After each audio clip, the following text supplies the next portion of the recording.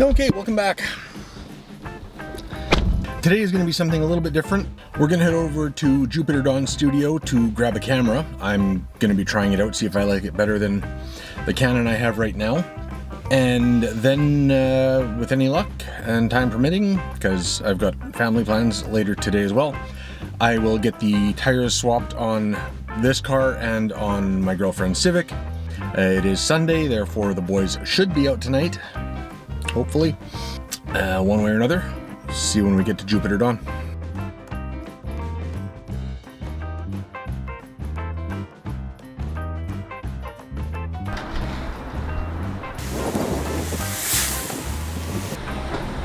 And back we go to the bougie ass lobby.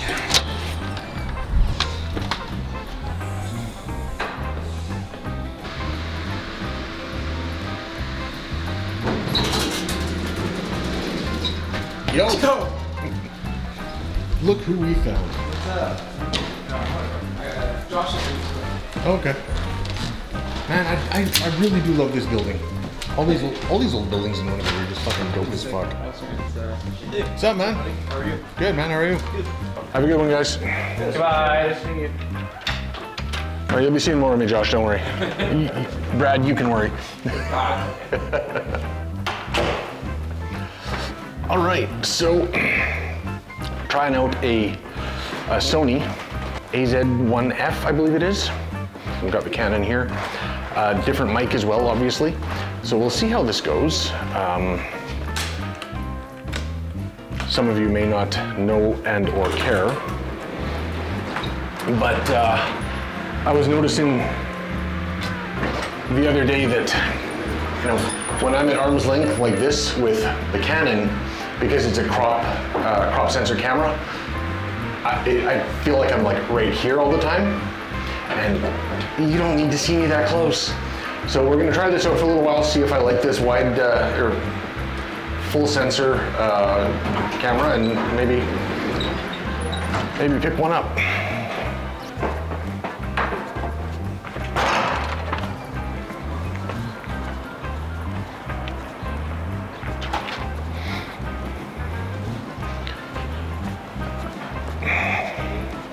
I wasn't kidding to Earl when I said I really love these old buildings. Like, check this shit out.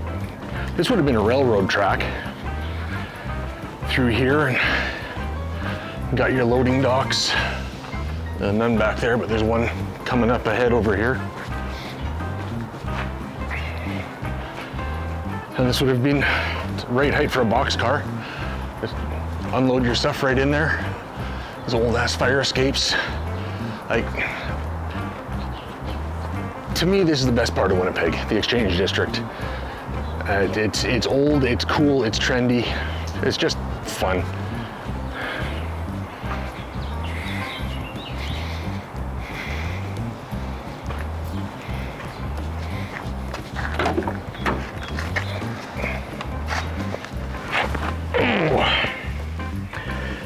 Yes, I make old man noises.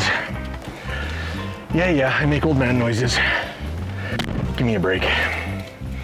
All right, let's head home, see if we can do the tires. Maybe I'll just do the air filter instead. The weather's supposed to be really nice all week, so a lot of time to do the tires, and it's only Sunday, and I just released a video this morning, so I have a week yet, so I'll see you at home. Okay, so not gonna have time to do the tires today. No big deal. I don't think you really care one way or the other if you're watching me change my tires. So yeah, I'm gonna do the air filter, mostly because this is Shane's car life, and it just wouldn't really be a Shane's car life video if I didn't do something automotive. So it's a pretty simple process. Take the air box out. There's one bolt down here, hose clamp here, and disconnect the MAF sensor.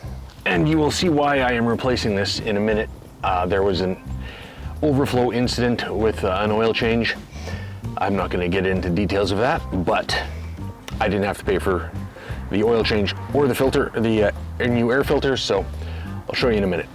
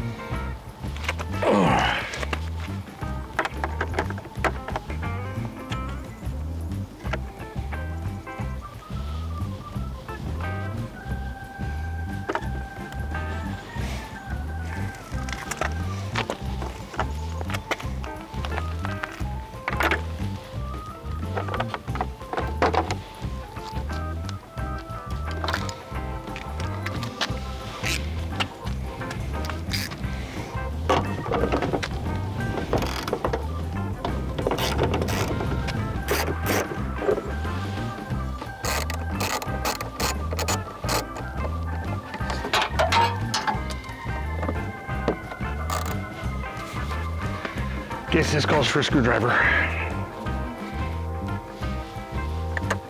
There we go. Now the fun part.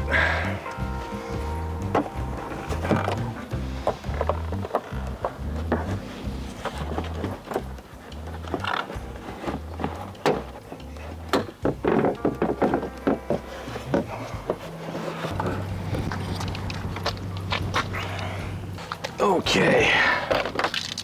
Yes, let's throw my glasses on the floor. That's exactly what I had in mind.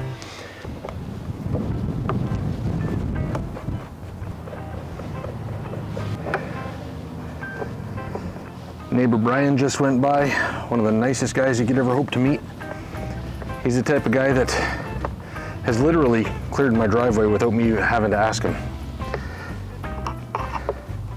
He's done that twice since I moved in, and let's face it, even once per year is pretty damn helpful.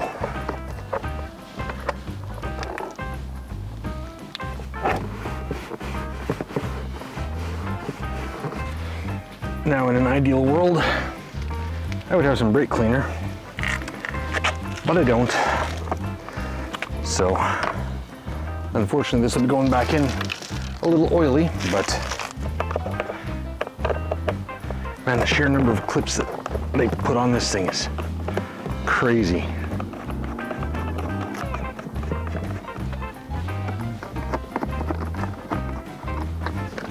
So you can see that was a little bit oily there. Like I said, there was an oil change incident that I'm not going to get into, but I didn't do it, so.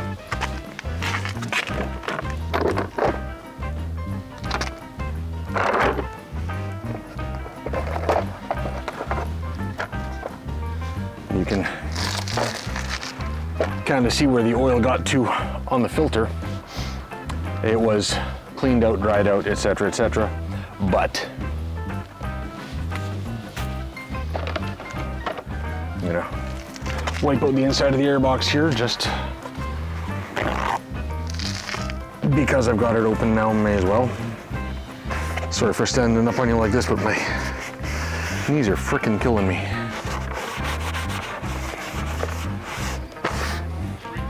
Hey, Russ.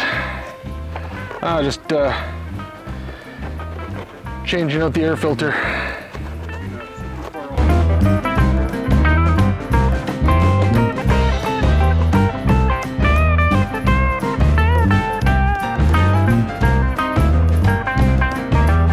Neighbor Russ came over to chat. He's got a couple of cool cars himself. He's got an old Jag sitting beside his garage, Series 3 XJ6, and I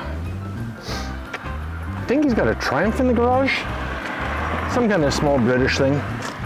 And one of our other neighbors, actually an immediate neighbor to him, has a couple of vintage Volvo P1800s, which I think are cool as hell.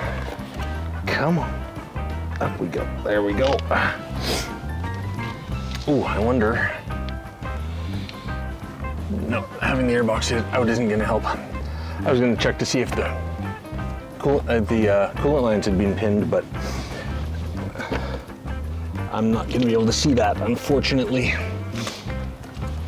So let's get this hose clamp done back up. I need to plug the MAF sensor back in. Actually, I'm not entirely sure what type of airflow sensor it is in this car. Could be mass air, could be something else. There we go. Clip that back in.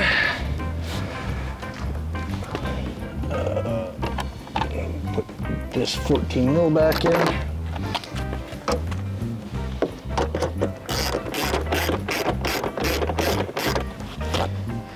Now they've all had a great view of my feet for a good chunk of this video. Let's face it, it's probably easier to look at than my face. So, all in all, back together.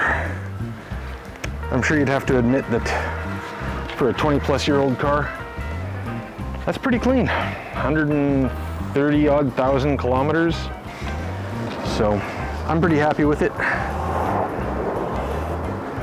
There was no check engine light on or any codes that were thrown as a result of this oil incident. Airflow sensor is still clean, so I don't expect to see any actual difference from having done this. It's just peace of mind. So anyway, let me know what you think about this new camera. Like I said, I'm borrowing it from my buddy Earl, and should I get this camera, or should I just stick with the existing Canon DSLR? Let me know. Anyway, thanks for watching. See you next time.